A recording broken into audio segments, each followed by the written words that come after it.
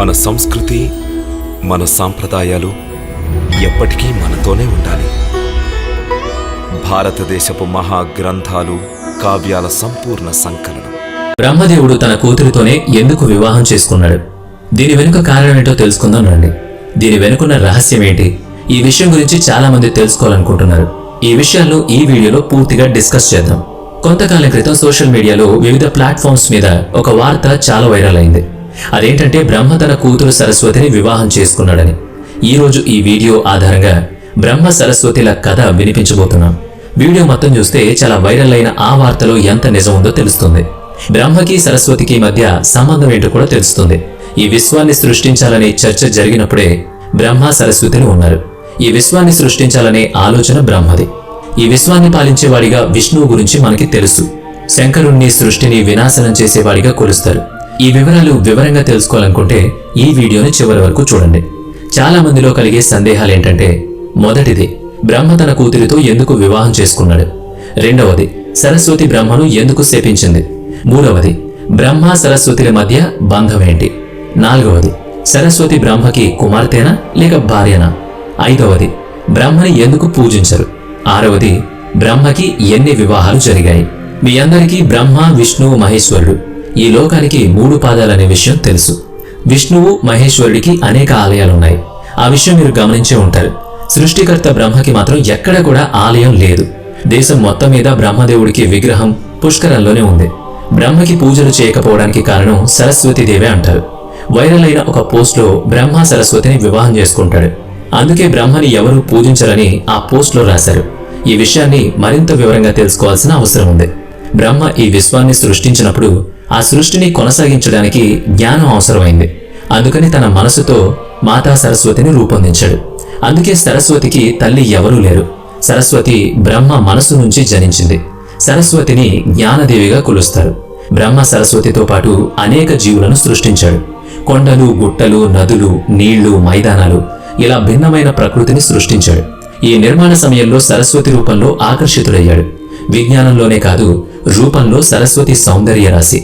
బ్రహ్మ సరస్వతి పట్ల మోహం పెంచుకోవడంతో దేవతలందరూ బ్రహ్మ పట్ల కోపోద్రిక్తులయ్యారు. అందరూ వారిస్తున్నా విమర్శిస్తున్నా సరస్వతిని వివాహం చేసుకున్నాడు బ్రహ్మదేవుడు. 100 ఏళ్ల పాటు అడవిలోనే నివాసం ఉన్నారు. బ్రహ్మ సరస్వతులు భూమి మీద ఉండడం మొదలుపెట్టినప్పుడు వారికి మనోనాముడనే పుత్రుడు జన్మించాడు. ఆ తర్వాత కాలంలో మనోనాముడు సంతానమే మనుషులుగా జన్మించారు. బ్రహ్మదేవుడి ఈ చర్యతో దేవతలు బ్రహ్మదేవుడికి పూజలు చేయకూడదని దేవలోకం నిర్ణయించింది. దేవతలందరూ బ్రహ్మ చేసిన పని గురించి చాలా ఆలోచించారు. బ్రహ్మ చేసిన ఈ పనికి శిక్ష విధించాలని నిర్ణయించుకున్నారు.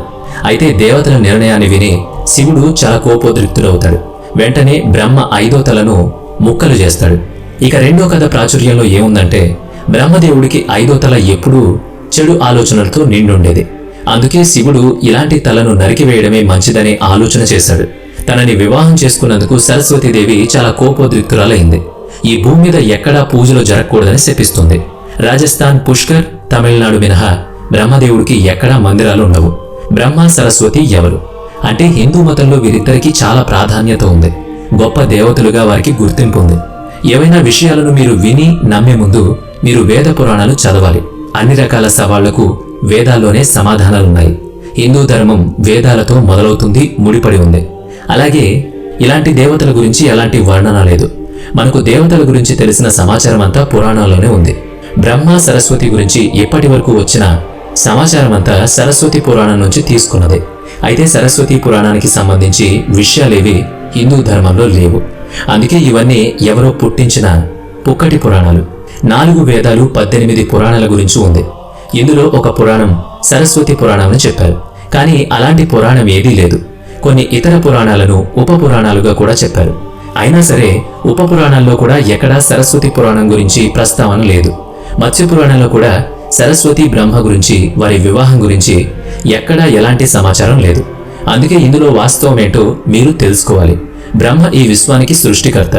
ఈ విశ్వాన్ని సృష్టించినప్పుడు బ్రహ్మ, విష్ణువు, మహేశ్వరుడు మినహా ఈ విశ్వంలో ఇంకేం లేదు. ఇలాంటి సమయంలో ఈ విశ్వాన్ని ముందుకు నడపాలంటే ఒక పురుషుడు లేదా స్త్రీ అవసరం ఉంది. అందుకే బ్రహ్మ తన మనసులో నుంచి ఒక రచన చేయాల్సి ఉంటుంది. అందుకే బ్రహ్మ సరస్వతి, నారదుడు, మనోజుడు, జాంబవంతుడు, సనాతనుడు, సంతకుమార్, మృగతికలను తన మనసు నుంచి పుట్టించాడు. భూమిని ముందుకు నడపడానికి వీళ్ళందరినీ భూమి మీదకు పంపాడు. సరస్వతిని తన దగ్గరే ఉంచుకున్నాడు. తనతో పాటు ఉన్న మహిళకు అర్ధాంగి హోదా ఇచ్చాడు. సరస్వతి అర్ధాంగినా లేక బ్రహ్మ కుమార్తెనా అన్న అనుమానం మీకు కలుగుతోంది కదా. ఈ ప్రశ్న రావాల్సిందే. ఈ విశ్వంలో అన్ని సృష్టించింది బ్రహ్మ అయితే సరస్వతి కూతురైన అర్ధాంగైన వారిని సృష్టించింది కూడా బ్రహ్మనే. అది బ్రహ్మతోనే సాధ్యం. ఎవరైనా వివాహం చేసుకోవాలనుకున్నా తన మనసులో నుంచి వారిని సృష్టించే తన మనసుకు నచ్చిన వాళ్ళనే చేసుకోవాలి. అతని మనసు నుంచి సృష్టించింది కాబట్టి అతని కూతురు రూపంలో కూడా ఉంటుంది. విశ్వ సృష్టి జరిగాక బ్రహ్మ అనేక కారణాలతో 5 సార్లు వివాహం చేసుకున్నారు. అందుకే అతనికి 5గురు భార్యలు. అందులో సరస్వతి, సావిత్రి, గాయత్రి, శ్రద్ధ, మేధ ఉన్నారు. ఇప్పుడు బ్రహ్మకి ఎందుకు పూజలు చేయాలో తెలుసుకుందాం. ఇప్పటి వరకు మీరు భూమి మీద అనేక ఆలయాలు చూసుంటారు. అనేక హిందూ ఆలయాల్లో విష్ణువు, మహేశ్వరుల ఆలయాలు చూసే ఉంటారు. మరి బ్రహ్మ ఆలయం ఎక్కడైనా చూసారా? కానీ రాజస్థాన్లోని పుష్కర్లో బ్రహ్మకి ఒక ఆలయం ఉంది. బ్రహ్మ కూర్చునే కమలం గురించి కూడా ఒక కథనం ప్రాచుర్యంలో ఉంది. విశ్వ సృష్టి జరిగాక ఒక రాక్షసుడు విస్ఫోటనం సృష్టించాడు. బ్రహ్మతో యుద్ధానికి దిగ్గానే బ్రహ్మ రాక్షసుడిని వధిస్తాడు. అప్పుడు అతని కమలంలోని 3 రెక్కలు భూమి మీద వచ్చి పడ్డాయి. ఈ 3 రెక్కలు పుష్కర్ పేరుగల ప్రాంతంలో పడ్డాయి. 3 కొలనులుగా మారాయి. ఈ 3 కొలనులను వ్యవస్థ, మధ్యం, కనిష్ఠ పుష్కర్ అంటారు. ఈ 3 కొలనుల కారణంగా అక్కడ ఒక యజ్ఞం చేయాలనుకున్నారు. ఈ యజ్ఞంలో సాక్షాత్తు బ్రహ్మనే కూర్చునేందుకు వచ్చారు. అయితే ఇక్కడ పూజా కార్యక్రమాల్లో అర్ధాంగి స్థానంలో ఒకరు కూర్చోవాలి. ఆ సమయంలో బ్రహ్మ పత్ని సావిత్రి ఉంది. కానీ ఆమె రావడానికి ఆలస్యం అవుతోంది. దీంతో పూజకు ఆలస్యం అవుతోందని ముహూర్తం దాటక ముందే పూజ చేయాలని నిర్ణయం జరిగింది. దీంతో అదే ముహూర్తంలో బ్రహ్మ వివాహం కూడా చేయాలని నిర్ణయం జరిగింది. ఈ నిర్ణయానికి నారదుడు సమ్మతి తెలిపితే గాయత్రి అనే దేవతతో బ్రహ్మ వివాహం జరిగింది. అలా పెళ్లితో పాటు పూజ కూడా పూర్తయింది. అప్పుడే సావిత్రి అక్కడికి వచ్చింది. అక్కడి పరిణామం చూసి చాలా కోపోద్రిక్తురాలైంది. అలా కోపంతో బ్రహ్మను భూమి మీద ఎప్పుడూ ఎవరు నీకు పూజలు చెయ్యరు అంటూ శపించింది. ఇలా గాయత్రిని తీసుకొచ్చి పెళ్లి చేసినందుకు నారదుడికి కూడా శాపం పెడుతుంది. నారదుడు జీవితాంతం బ్రహ్మచారిగానే ఉండాలని శపిస్తుంది. అందుకే నారదుడు బ్రహ్మచారిగానే ఉండిపోతాడు. బ్రహ్మ భార్య కోపం తప్పిస్తాడు. ఈ తరుణంలో రాముడి అవతారంలో ఉన్నా కూడా సీతాదేవితో వియోగ బాధ అనుభవించాల్సి వచ్చింది. తన కోపం తగ్గాక సావిత్రి బ్రహ్మ మీద జాలి చూపిస్తుంది. బ్రహ్మకి ఈ భూమి మీద ఒకే చోట పూజ జరుగుతుంది. అది కూడా పుష్కరి అనే ప్రాంతంలో మాత్రమే జరగాలని కోరుకుంటుంది.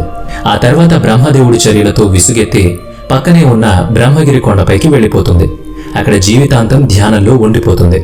ఇప్పటికీ ఈ కొండపైన సావిత్రీదేవి కొలువై ఉందని భక్తులు నమ్ముతారు. కింద బ్రహ్మ మందిరం ఉంది.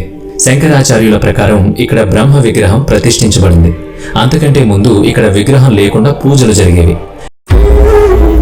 మన సంస్కృతి, మన సాంప్రదాయాలు ఎప్పటికీ మనతోనే ఉండాలి. భారతదేశపు మహాగ్రంథాలు, కావ్యాల సంపూర్ణ సంకలనం.